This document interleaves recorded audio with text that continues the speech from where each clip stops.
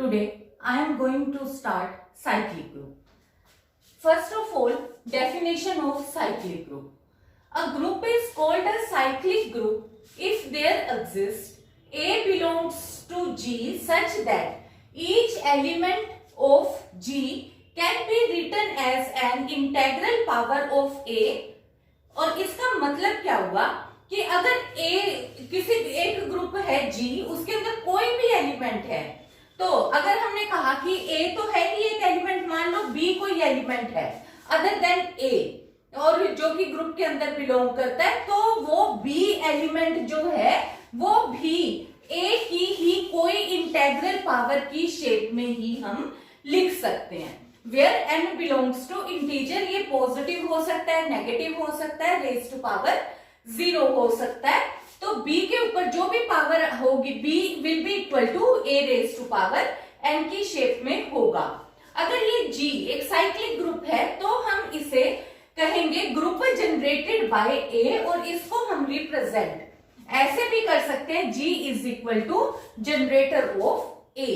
अब देखो जो हमारे पास क्यूब रूट ऑफ यूनिटी है, क्यूब रूट ऑफ यूनिटी तुम्हारे को पता है कि 1 ओमेगा स्क्वायर होते हैं, ठीक है.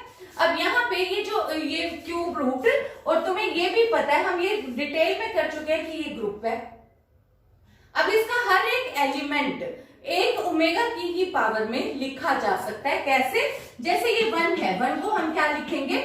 Omega cube. तो यानी कि इसके जो भी वैल्यू है वो किस तरीके से ओमेगा स्क्वायर ओमेगा क्यूब, ठीक है.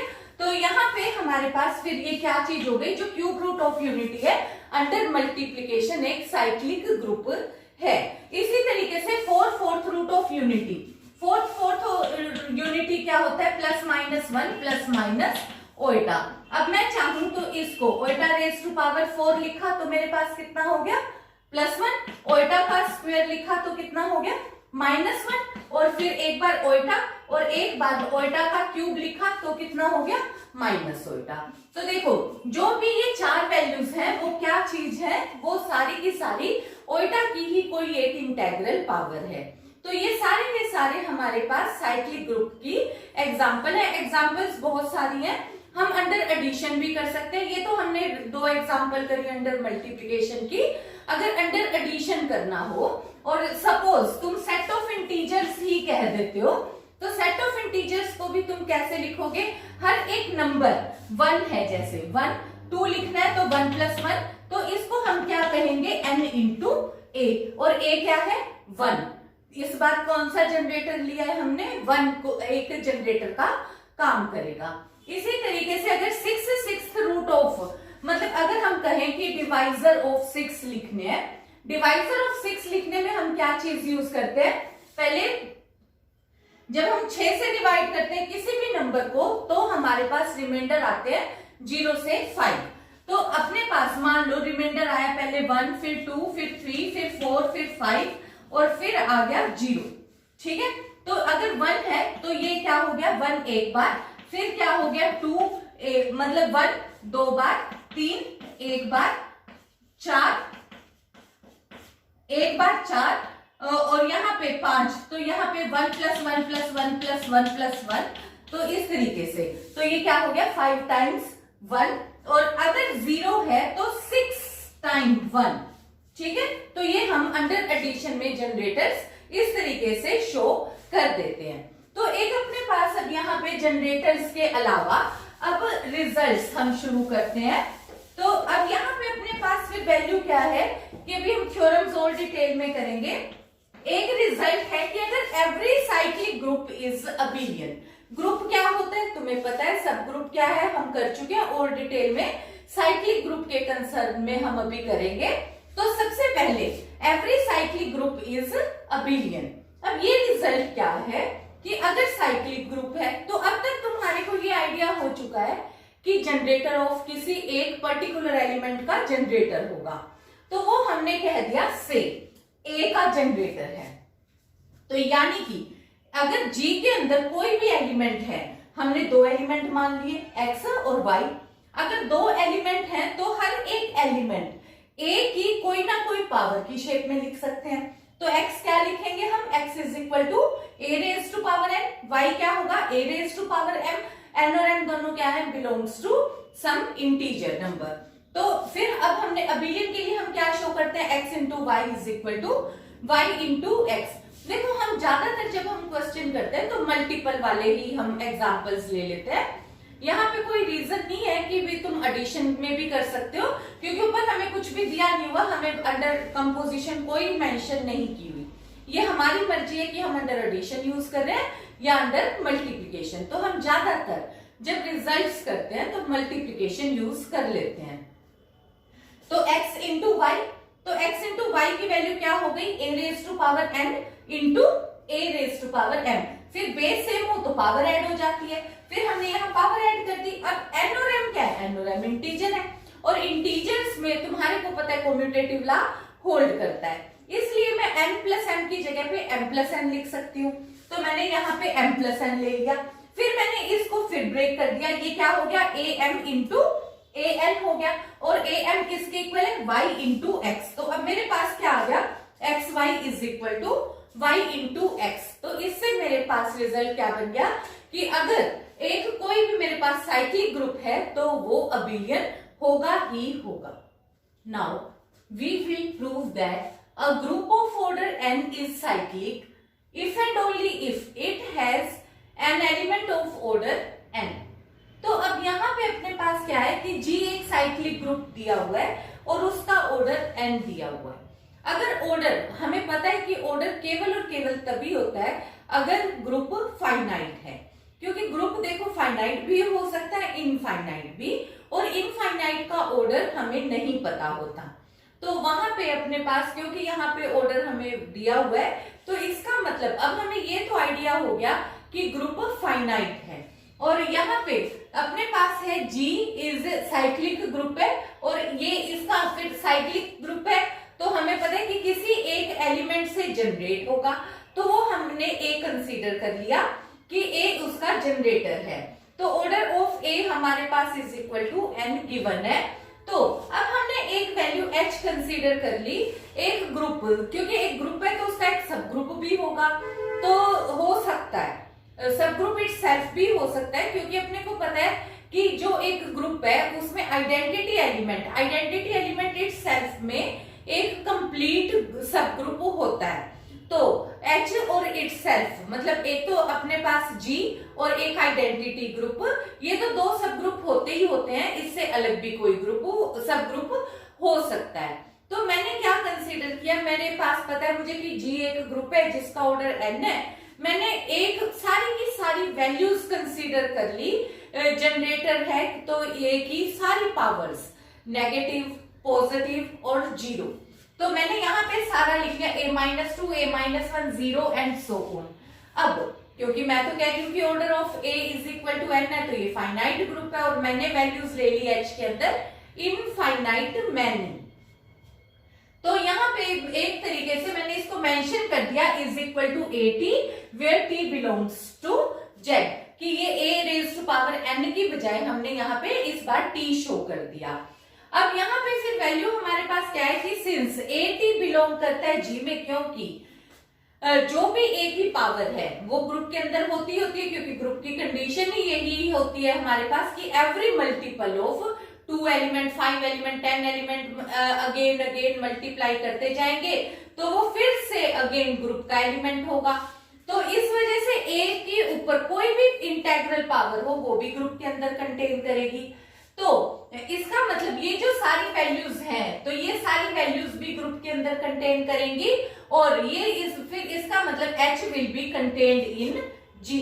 और हमारे को ये देखो फिर ये पता ही है कि आइडेंटिटी एलिमेंट तो होता ही होता है ग्रुप के अंदर भी और सब ग्रुप के अंदर भी, इसलिए H एम्प्टी तो नहीं है, तो ये हमारे पास एम्प्टी सब ग्रुप नहीं है। तो फिर अब हमने दो एलिमेंट्स कंसीडर कर लिए, H के अंदर के मैंने दो एलिमेंट्स कंसीडर करे, एक एलिमेंट X और एक एलिमेंट Y। जो X है वो भी A का जनरेटर है, Y भी A का जनरेटर है, तो मैंने X को लिख लिया AI, Y को लिख लिया AJ, और फिर मुझे पता है कि अगर मैं XY इनवर्स शो कर देती हूँ H में, तो ये सब ग्रुप शो करने के लिए मेरे पास सफिशिएंट कंडीशन है। तो मैंने यहाँ पे ए आई ए जे का इनवर्स लिखा, तो ये हो गया A I A minus J is equal to A I minus J. और ये आई माइनस जे फिर से क्या है, कोई भी इंटीजर, इंटीग्रल मल्टीपल। फिर मुझे पता है कि इन्हीं में से कोई एक है, तो इसलिए ये फिर से जेड एच के अंदर बिलोंग करेगा ही करेगा। तो इसका मतलब ये एक्स वाई इनवर्स भी अगर एक्स बिलोंग करता है, वाई बिलोंग करता है और एक्स वाई इनवर्स बिलोंग करता है, तो एच मेरे पास जी का एक सब ग्रुप बन जाता है। अब क्योंकि ये सब ग्रुप बन गया और मैंने इसके अंदर इनफाइनाइट मैनी एलिमेंट्स कंसीडर कर लिए, अब ये तो चीज पॉसिबल नहीं है। तो इसका मतलब अब क्या चीज होगा, फिर अब हम यहाँ पे दिखाएंगे कि इस सेट, इस जो हमने ये सेट लिया है, इसके अंदर सिर्फ और सिर्फ n वैल्यूज ही डिस्टिंक्ट हो सकती है, n से ज्यादा नहीं। और उन n वैल्यूज को मैंने किस तरीके से मेंशन किया, देखो पहले मैंने लिखा a, फिर a square up to an। इसी को मैं एक और तरीके से भी लिख सकती हूँ, a square up to an minus 1, क्योंकि an की जगह पे देखो मैंने यहाँ पे an को लिख दिया और बाद में e लिख दिया, क्योंकि ऑर्डर ऑफ a कितना दिया हुआ है, मुझे n दिया हुआ है। तो a raise to power n कितना होगा, will be equal to identity. तो चाहो तो तुम ऐसे लिख सकते हो, चाहो तो तुम ऐसे लिख सकते हो, एक ही बात है। तो फिर अब मैंने यहाँ पे कंसीडर कर लिया कि अब इस वाले सेट के अंदर कोई भी दो एलिमेंट सेम नहीं है। अगर ये दो सेम हो गए, मैं मान लेती हूँ कि अब इसको शो कैसे करूं, तो मैंने मान लिया कि ये दो वैल्यूज सेम है। अगर ये दो वैल्यूज सेम है तो मैंने ए जे इनवर्स से दोनों साइड मल्टीप्लाई किया, तो यहाँ पे क्या हो गया, A I minus J is equal to identity आ गया। और आई जे दोनों ही, क्योंकि ऑब्वियसली एन से छोटे हैं और हमने कंसीडर कर लिया आई बड़ा है जे से, तो आई माइनस जे भी कोई ना कोई एक पॉजिटिव वैल्यू है जो कि इन्हीं के बीच में से कहीं पे लाई करती है। तो ये अपने पास क्या हो गया कि A raise to power I minus J, यानी कि n से छोटी वैल्यू के लिए आइडेंटिटी एलिमेंट आ गया। पर हमें तो ऑर्डर में पता है कि ऑर्डर में a raise to power n पे ही केवल आइडेंटिटी आ सकता है, n से छोटी किसी वैल्यू के लिए हमारे पास आइडेंटिटी बन ही नहीं सकता। तो इसलिए ये कंट्राडिक्शन हो गई, तो यानी कि ये वैल्यूज इक्वल नहीं है। तो अपने पास यहाँ पे कंक्लूजन क्या हुआ कि जो भी ये ए वाले हमने ये पावर्स लिए हैं, ए से ए रेज टू पावर n तक की जितने भी एलिमेंट्स, ये सारे के सारे डिस्टिंक्ट हैं। फिर अब हम कंसीडर कर लेते हैं कि सपोज अब इससे बड़ी वैल्यू है, तो हमने अब कंसीडर कर लिया कि अब एक वैल्यू कोई t कंसीडर कर ली, a raise to power t, और जो कि कोई भी एनी वैल्यू हो सकती है, बड़ी छोटी कोई भी। तो उस केस में क्योंकि मैंने कितना ऑर्डर कंसीडर किया हुआ है, n कंसीडर किया हुआ है, तो मैंने t को n से डिवाइड कर दिया, तो मेरे पास कुछ कोशेंट आएगा। कोशेंट में 0 भी हो सकता है और केवल रिमाइंडर बचे, और इसमें 1 2 3 4 भी हो सकता है। तो कुछ कोशेंट आएगा और कुछ मेरे पास रिमाइंडर आएगा। कोशेंट और रिमाइंडर दोनों ही क्या नंबर है, वो भी ऑब्वियसली इंटीजर है, और जो रिमाइंडर बचा है वो कहां से कहां तक बचेगा, वो मेरे पास n से छोटा बचेगा। रिमाइंडर होगा 0 से n के बीच में कहीं पे। तो यहाँ पे वैल्यू अपने पास हो गई a raise to power t, t की जगह पे मैंने क्या लिख लिया, n क्यू प्लस r, ठीक है, क्योंकि t क्या लिखा है मैंने, n क्यू प्लस r, और रिमाइंडर जो है वो कहां से कहां तक है, 0 is less than equal to, मतलब 0 हो सकती है पर n नहीं हो सकता, n माइनस 1 तक। तो यहाँ पे वैल्यू अपने पास कितनी हो गई, तो ये अब a raise to power n, इसको मैं अलग अलग फैक्टर्स में कर सकती हूँ अगले स्टेप में। अगले स्टेप में मैंने इसको इस तरीके से लिख लिया, उससे अगले स्टेप में मैंने इसको इस तरीके से लिख लिया। तो ये वाली value a raise to power n मेरे पास कितनी बन गई, e raise to power q।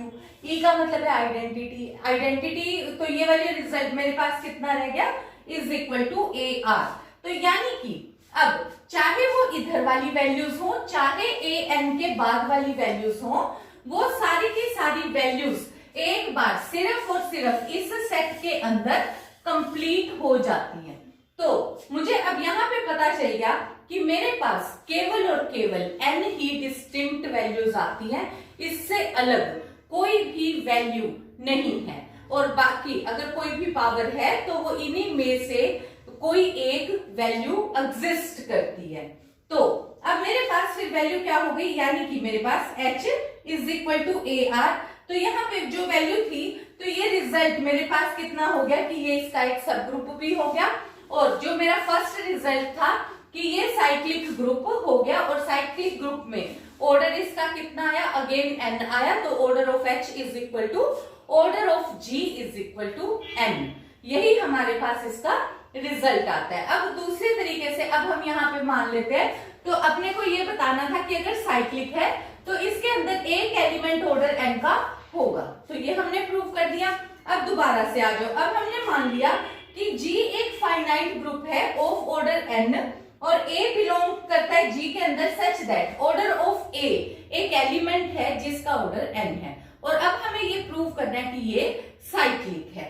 तो अब मेरे पास क्योंकि A की raise to power order of A n है, तो मैंने h is equal to a r ले लिया। r क्या पे r बिलोंग करता है z के अंदर, और ऊपर अभी भी हम फर्स्ट रिजल्ट ही प्रूव करके चले कि A की कोई भी अगर जनरेटर टाइप हम वैल्यू लेते हैं तो वो सब ग्रुप होता ही होता है। तो हमें पता है कि H एक सब ग्रुप है G का, लेकिन ऑर्डर ऑफ A तो मुझे n दिया हुआ है, n दिया हुआ है, तो यानी कि H की वैल्यू मेरे पास कितनी आएंगी, अभी जो हमने रिजल्ट करा है उसके अकॉर्डिंग हमें पता है कि H के अंदर अगर उसका ऑर्डर n है तो n से अलग कोई वैल्यू आ ही नहीं सकती, आएगी कितनी e a square up to a n minus 1, यानी कि, और ये सारी वैल्यूज क्या है, जनरेटर ऑफ ए है।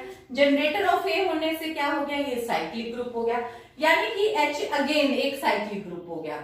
और पर H किसके बराबर है, ये तो हमारे पास G के ही बराबर है, तो G is equal to H हो गया, और ये जनरेटर ऑफ A हो गया, तो यानी कि G एक साइक्लिक ग्रुप हो गया। Again in this theorem we will prove that a subgroup of a cyclic group is cyclic. तो अब अपने पास क्या है कि एक ग्रुप है जो कि साइक्लिक है, तो अब तक हमें पता है कि अगर एक ग्रुप G है तो वो साइक्लिक है, तो वो जनरेटेड बाय A होगा। अब अगर हमारे पास हम इसके दो सब ग्रुप्स ले लेते हैं, एक तो अगर हम H को G ही ले लेते हैं या H को आइडेंटिटी एलिमेंट के इक्वल लेते हैं, जैसा कि हम पहले भी कई बार डिस्कस कर चुके, तब तो हमें कुछ भी प्रूव ही नहीं करना, तब तो ये ऑटोमेटिकली साइक्लिक ही है। ठीक है, तो इस करके अब हम यहाँ पे ये कंसीडर करके चलते हैं कि H ना तो G के इक्वल है ना E के इक्वल है, बल्कि H कोई एक प्रॉपर सब ग्रुप है G का। तो फिर अब हमने यहाँ क्या कंसीडर किया कि कोई एक एलिमेंट लिया X जो कि H के अंदर बिलोंग करता है, क्योंकि H और जो X है वो आइडेंटिटी एलिमेंट के इक्वल नहीं है केवल, तो हमने लिया कि X जो H के अंदर बिलोंग करता है, और क्योंकि ये सब ग्रुप है तो वो G के अंदर भी बिलोंग करेगा, और G क्योंकि जनरेटेड बाय A है तो X भी A की ही कोई ना कोई पावर होगा, तो इसलिए हमने X is equal to a r ले लिया। अब हमें पता है क्योंकि अगर सब ग्रुप होता है तो ग्रुप तो है ही इटसेल्फ, और किसी भी एलिमेंट का इनवर्स भी ग्रुप के अंदर एग्जिस्ट करता है, तो अगर X बिलोंग करता है H के अंदर तो उसका इनवर्स भी बिलोंग करेगा, यानी कि अगर A R बिलोंग करता है तो A माइनस आर भी H के अंदर बिलोंग करेगा। यहां से फिर हमें कंक्लूजन क्या मिला कि A R और A माइनस आर दोनों ही H के अंदर बिलोंग करेंगे। तो अब हमारे पास है कि अगर since R is equal to 0, तो ये अपने पास है there exist at least one of R minus R is positive integer, so positive integral power of A। तो यहाँ पे belongs to H से Q such that A Q belongs to H। तो यहाँ पे अपने पास है क्योंकि R 0 नहीं हो सकता, क्योंकि अगर R की वैल्यू 0 हो जाती है तो ये फिर से क्या हो जाएगा, X will be equal to identity।